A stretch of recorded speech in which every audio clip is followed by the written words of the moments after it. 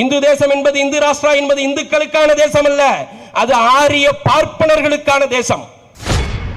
ராம் ராம்னு சொல்லிக் கொண்டிருந்த அந்த மகாத்மா காந்தியை விட்டு வைக்காத இந்த RSS சங்க பரிவார கூட்டம் அவர்களுடைய எதிரியாக கட்டமைக்கப்பட்டிருக்கிற இந்த இஸ்லாமியர்களை விட்டு வைப்பார்களா? சிந்தித்து பார்க்க வேண்டும். 1939 முஸ்லிம்களுடைய குடியுரிமையை பறிக்க வேண்டும் என்ற திட்டத்தை கோல்வால்கர் சொல்லி இருக்கின்றார். இந்த பாசிஸ்டுகள் தங்களுடைய சித்தாந்தத்தை இந்த மண்ணிலே வெறுப்பை ஊட்டி விதைத்துக் கொண்டிருக்கின்றார்கள். திப்பு சுல்தான் உயிரை கொடுத்தாரு, அலி சகோதரர்கள் சொத்தை கொடுத்தாங்க. சொல்லிக் கொண்டிருக்கக்கூடிய நாம் ஏன் இந்த RSS சங்க பரிவாரங்கள் சுதந்திர போராட்டத்திலே ஈடுபடவில்லை என்பதை நாம் சிந்தித்து பார்த்திருக்கின்றோமா? 17 முறைக்கும் மேலாக இந்த தேசத்திலே ஒருவன் மன்னிப்பு கடிதம் எழுதி கொடுத்திருக்கின்றான் என்று சொன்னால் யாருடைய வரலாறு தெரியுமா? எந்த மக்கள் இந்த மண்ணினுடைய மைந்தர்களோ அவர்களை குடிமக்கள் இல்லை என்று சொல்லுகின்றார்கள். நீங்கள் இந்த மண்ணினுடைய குடிமக்கள் இல்லை என்று சொல்கிறார். மிக மிக முட்டாள்தனமான ஒரு சட்டம்.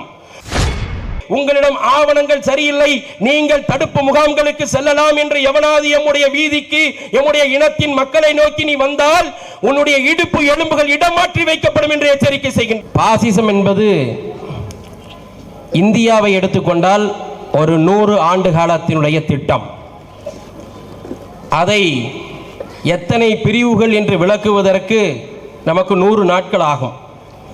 எனவே அந்த பாசிசத்தினுடைய வேரை ஒரு 15 நிமிடத்தில் சொல்ல வேண்டும் என்கின்ற பொழுது மிகவும் சுருக்கமாக நான் சொல்ல விரும்புகின்றேன்.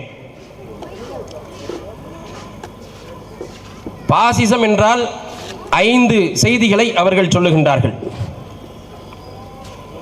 நான் எந்த கொள்கையை சார்ந்திருக்கின்றேனோ அந்த கொள்கையை நீ பின்பற்ற வேண்டும். எனது சித்தாந்தம் எதுவோ அந்த சித்தாந்தத்தை நீங்கள் பின்பற்ற வேண்டும். எனது இனம் எதுவோ அந்த இனத்தினுடைய பெருமையை நீ பாராட்ட வேண்டும் என்று ஒரு 5 கட்டங்களாக அவர்கள் சொல்லுகின்றார்கள். இந்த பாசிசம் எங்கிருந்து புறப்படுகிறது என்று சொன்னால் வரலாற்றிலே 18ஆம் நூற்றாண்டில் இருந்து கிளம்புகிறது. ஆனாலும் கூட 1922 பெனிட்டோ முசோலினியில் இருந்து இந்த பாசிசத்தினுடைய வேர்கள் துவங்குகிறது என்று சொல்லுவார்கள்.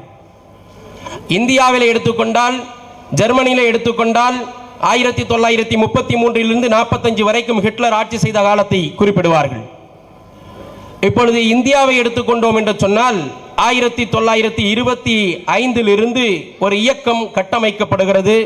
அந்த இயக்கம் தான் RSS என்று சொல்லக்கூடிய ராஷ்டிரிய சுயம் சேவக் சங். ஒரு 5 சித்பவன் பார்ப்பனர்கள், பிராமணர்கள் 5 நபர்களால் உருவாக்கப்படுகிறது. அவர்களுடைய நோக்கம் என்னவென்று சொன்னால் இந்த தேசத்தை இந்து ராஷ்டிராவாக உருவாக்க வேண்டும். இங்கே பேசும்பொழுது நாம் சொன்னோம், இந்த குடியுரிமை சட்டத்திற்கு எதிராக வீதியிலே வந்திருக்கக்கூடிய இதே இஸ்லாமியர்களும் இந்துக்களும் கிறிஸ்தவர்களும் இதற்கு முன்னால் வருகை தந்திருக்க கூடாதா? முத்தலாக்குக்கு முன்னால் வருகை தந்திருக்க கூடாதா? மாட்டு இறைச்சிக்கு முன்னால் வருகை தந்திருக்க கூடாதா? நீங்கள் எத்தனை முறை கூடியிருந்தாலும் இந்த திட்டத்தில் இருந்து RSS சங்க பரிவாரம் பின்வாங்காது. பாசிச திட்டம் என்பது நேற்று போட்டு இன்று நடைமுறைப்படுத்தப்படுவது அல்ல. முதலிலே நாம் அதனுடைய ஆழங்களை புரிந்து கொள்ள வேண்டும். நாம் பெரிய போராட்டங்களை நடத்தினால் அவர்கள் பின்வாங்கி விடுவார்கள் என்று எண்ணிக்கொண்டீர்களா? இல்லை. இந்த தேசம் இந்து ராஷ்டிரமாக உருவாக்கப்பட வேண்டும் என்று 1925 RSS துவங்கப்படுகிறது. துவங்கியதனுடைய நோக்கம், எப்படி ஹிட்லர் ஜெர்மனியிலே அந்த இனத்தை அழித்தானோ அதே போன்று அவர்கள் இந்த தேசத்திலே முஸ்லிம்கள் என்ற எதிரிகளை கட்டமைக்கிறார்கள். எப்படி கட்டமைக்கின்றார்கள்? 1920 மகாத்மா காந்தி காங்கிரசுக்கு தலைமை பொறுப்பேற்கின்றார்.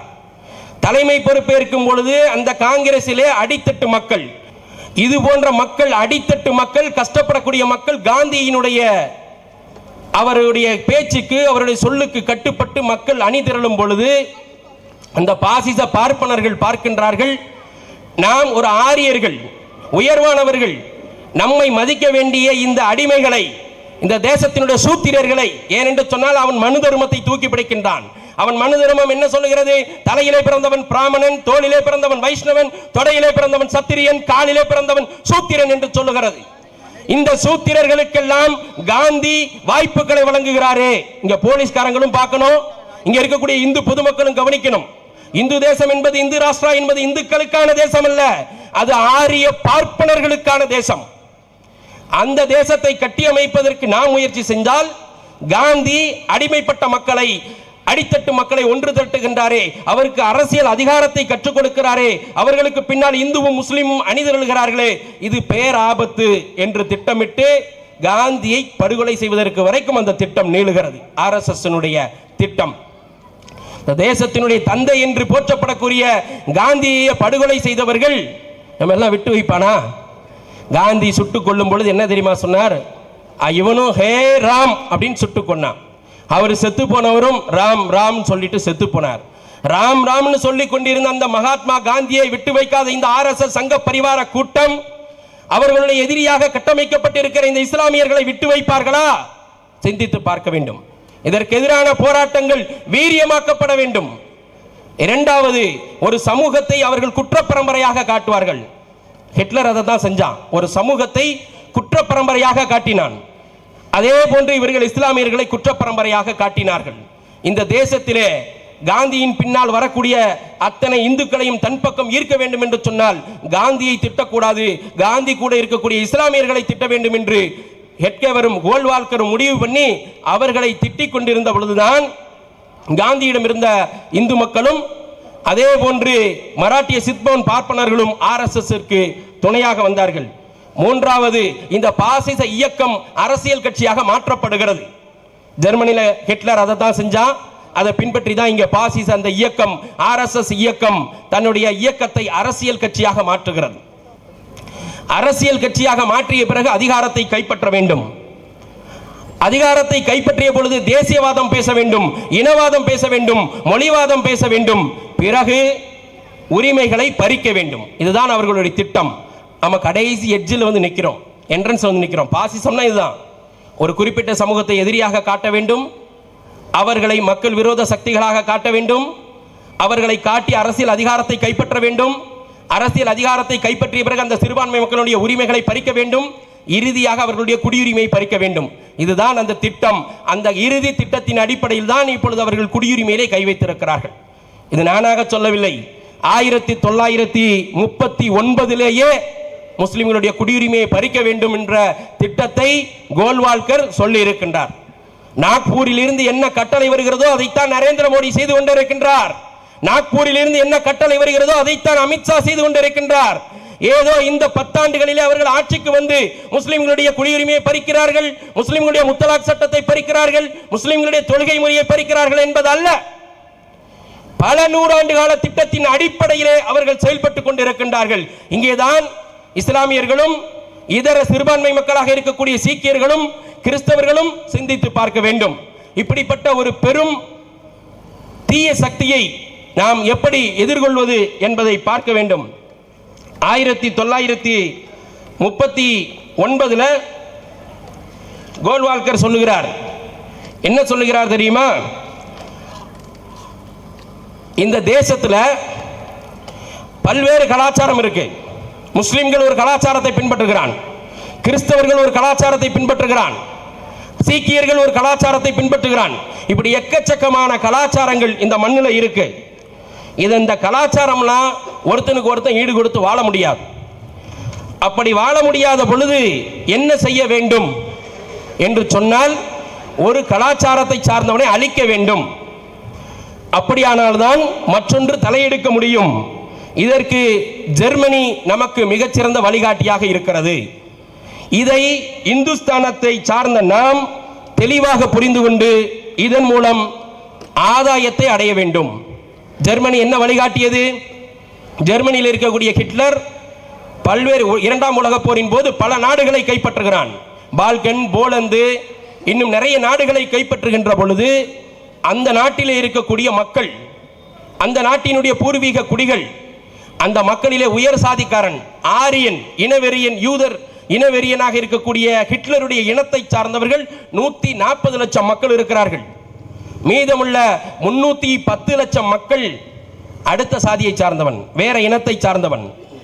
எனவே ஹிட்லர் சொல்லுகின்றான், நீங்கள் நாடு கடத்தப்பட்டு சைபீரியாவினுடைய பனிப்பிரதேசங்களுக்கு அனுப்பப்பட்டு அங்கே படுகொலை செய்யப்படுவீர்கள் என்று ஜெர்மனியுடைய ஹிட்லர் சொல்லுகிறான், இந்த ஹிட்லருடைய இந்த இசம் தான் கோல்வால்கரை ஈர்க்கிறது, ஆர்எஸ்எஸ் ஈர்க்கிறது. அந்த சமயத்தில் தான் கோல்வால்கர் இதே போன்று இந்தியாவிலே நாம் இஸ்லாமியர்களையும் கிறிஸ்தவர்களையும் சீக்கியர்களையும் இன்ன பிற சமூகத்தையும் அழித்து ஒழிக்க வேண்டும், இதிலிருந்து நாம் ஆதாயம் அடைய வேண்டும் என்று 39லேயே நம்முடைய குடியுரிமைகளை பறிப்பதற்கான எல்லா திட்டங்களையும் செய்திருக்கின்றார்கள். மேலும் சொல்லுகின்றார்கள், அவர் சொல்லுகின்றார், என்ன சொல்லுகின்றார், இந்துஸ்தானத்தில் உள்ள வெளிநாட்டு இனங்கள் எப்படி இருக்கணும் தெரியுமா? அந்த தேசத்தில் முஸ்லீம் இருந்தா அவர்கள் அதை எதிர்பார்க்கிறார்கள். முஸ்லீம்கள் இந்த மண்ணிலே இருக்க வேண்டாம் என்று நாங்கள் சொல்லவில்லை. சிந்தித்து பாருங்கள். 2 நாட்களுக்கு முன்னால் RSS தலைவர் மோகன் பகவத் 130 கோடி மக்களும் இந்துக்கள் என்று சொன்னார். ஏன் அப்படி சொல்லுகின்றார்? இங்கே வாழக்கூடிய 130 கோடி மக்களும் இந்துக்கள் என்று சொன்னால் உங்களுடைய கலாச்சாரங்களை நீங்கள் விட்டுவிடுங்கள், இல்லை என்றால் கொலை செய்யப்படுவீர்கள். உங்களுடைய பண்பாடுகளை விட்டுவிடுங்கள், இல்லை என்று சொன்னால் டீடென்ஷன் என்று சொல்லக்கூடிய அகதிகள் முகாம்களுக்கு அளிக்கப்பட்டு நீங்கள் அளிக்கப்படுவீர்கள் என்ற எச்சரிக்கையை தான் RSS தலைவர் சொல்லி காட்டுகின்றார்.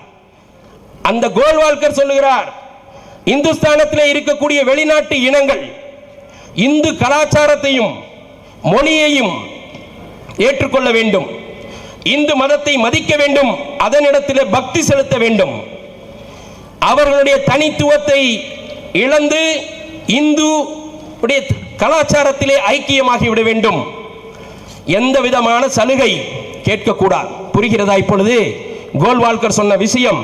எந்த விதமான சலுகையும் கேட்கக்கூடாது, உரிமைகள் கேட்கக்கூடாது, எந்த இனத்தவருக்கு உட்பட்டு வாழ வேண்டும், இந்த நாட்டில் வாழணும் சொன்னால் அவர்கள் குடியுரிமையை கூட கோரக்கூடாது. இது 1939 கோல்வால்கர் சொன்னது. இது இப்போ கொண்டு வந்த குடியுரிமை சட்டம் அல்ல. கோல்வால்கர் சொன்னதைத்தான் இன்றைக்கு இவர்கள் நிறைவேற்றிக் கொண்டிருக்கின்றார்கள். ஆக குடியுரிமையற்ற ஒரு சமூகமாக இந்த சமூகம் மாற்றப்பட வேண்டும் என்பதற்காக திட்டமிட்டுக் கொண்டிருக்கின்றார்கள். இங்கே இருக்கக்கூடிய இந்து காவல்துறை அதிகாரிகள், இந்து சகோதரர்கள், இந்து மக்கள், இந்த வீட்டை சுற்றி இந்து மக்கள் இருக்காங்க. உங்களுக்கெல்லாம் நான் ஒன்று சொல்லிக் கொள்கின்றேன், நீங்கள் இந்து ராஷ்டிராவை அமைக்கப் போகிறார்கள், நமக்கு எந்த பிரச்சனையும் இல்லை என்று எண்ணிக்கொள்ளக்கூடாது. அதுக்காகத்தான் நான் ஜெர்மனியினுடைய ஹிட்லரை சொல்லிக்கிட்டே இருக்கிறேன். ஜெர்மனியினுடைய ஹிட்லர் ஆரிய இனத்தை மேன்மையை பேசிக் கொண்டிருந்தான். முதலில் அவன் யாரை திரட்டினான்? ஏழை மக்களை திரட்டினான், ஒடுக்கப்பட்ட மக்களை திரட்டினான், தொழிலாளர்களை திரட்டினான், எல்லாவற்றையும் திரட்டி இந்த தேசம் ஜெர்மானியர்களுக்கு சொந்தம் என்று தேசப்பற்றை ஊட்டினான். பிறகு என்ன நடந்தது? அந்த ஜெர்மானியத்தை கைப்பற்றியவுடன் அவன் சொன்னான், ஆரியர்கள் தான் மேன்மை மிக்கவர்கள், மற்றவர்கள் அழித்தொழிக்கப்பட வேண்டியவர்கள் என்று சொன்னான். அந்த ஆரிய மேலாண்மையை தான் இந்த தேசத்திலே இந்து ராஷ்டிரா என்று பாசிசம் சொல்லிக் கொண்டிருக்கிறது.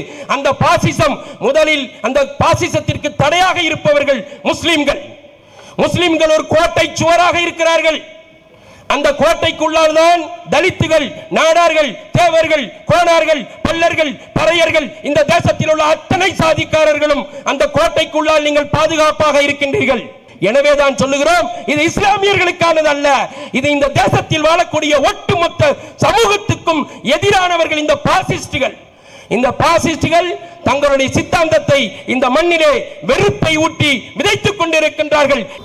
இதே RSS கோல்வால்கர் சுதந்திர போராட்டத்திலே நீ பங்கெடுத்து இருக்கிறாயா என்று கேட்கும் பொழுது மிகப்பெரிய கூட்டத்தை வைத்திருந்தார்கள் RSS. ஆனால் சுதந்திர போராட்டத்திலே பங்கு பெறவில்லை.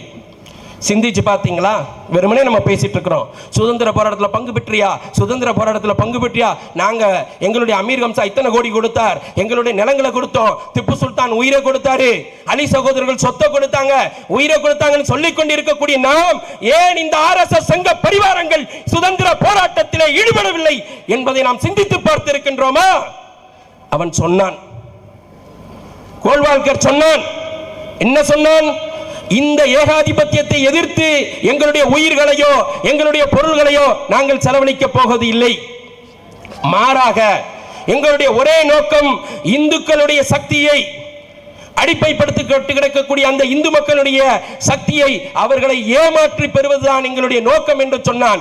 நாமெல்லாம் இந்த தேசத்தில் வாழக்கூடிய உண்மையான இந்துக்களும் முஸ்லிம்களும் கிறிஸ்தவர்களும் உயிரை கொடுத்து சுதந்திர போராட்டத்திற்காக போராடி கொண்டிருந்த பொழுது இதே இந்த சங்க பரிவார்கள் தங்கள் அந்த ஆங்கிலேயர்களுடைய காலை நக்கி பிழைத்துக் கொண்டிருந்தார்கள்.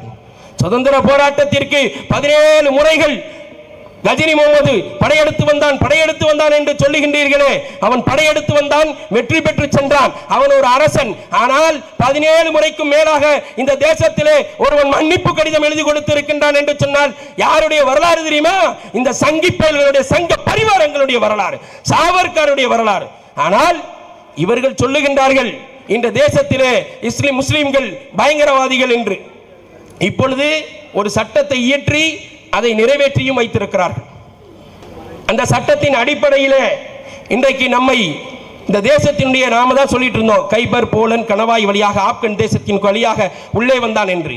ஆனால் இப்பொழுது எந்த மக்கள் இந்த மண்ணினுடைய மைந்தர்களோ அவர்களை குடிமக்கள் இல்லை என்று சொல்லுகின்றார்கள்.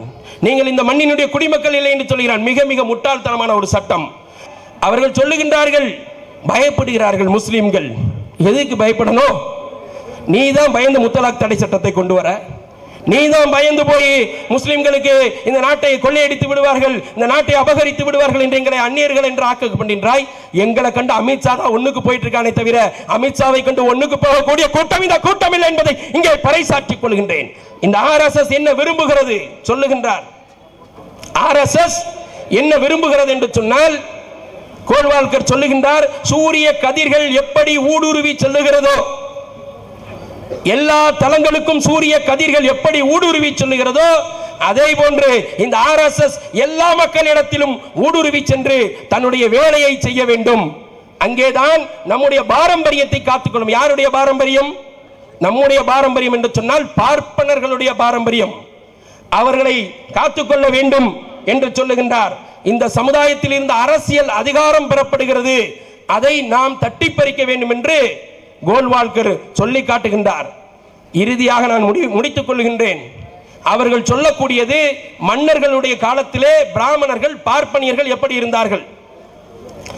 மன்னர்களுடைய காலத்திலே பார்ப்பனியர்கள் அரசனுக்கும் மேலாக இருப்பார்கள்.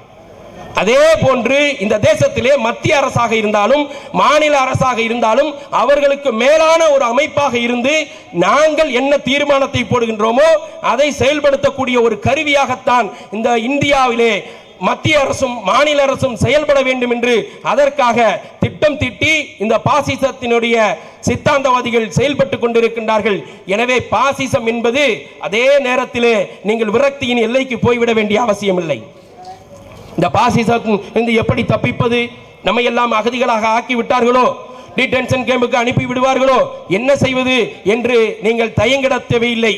நம்மிடத்திலே ஆவணத்தை கேட்டு எவனாவது வந்தால், ஆவணத்தை கேட்டு எவனாவது வந்து உங்களிடத்தில் ஆவணத்தை கேட்டு உங்களிடம் ஆவணங்கள் சரியில்லை, நீங்கள் தடுப்பு முகாம்களுக்கு செல்லலாம் என்று எவனாவது எம்முடைய வீதிக்கு, எம்முடைய இனத்தின் மக்களை நோக்கி நீ வந்தால் உன்னுடைய இடுப்பு எலும்புகள் இடம் மாற்றி வைக்கப்படும் என்று எச்சரிக்கை செய்கின்றேன். எந்த ஆவணத்தையும் எவனிடத்திலும் காட்ட வேண்டிய அவசியம் நமக்கு இல்லை என்பதை புரிந்து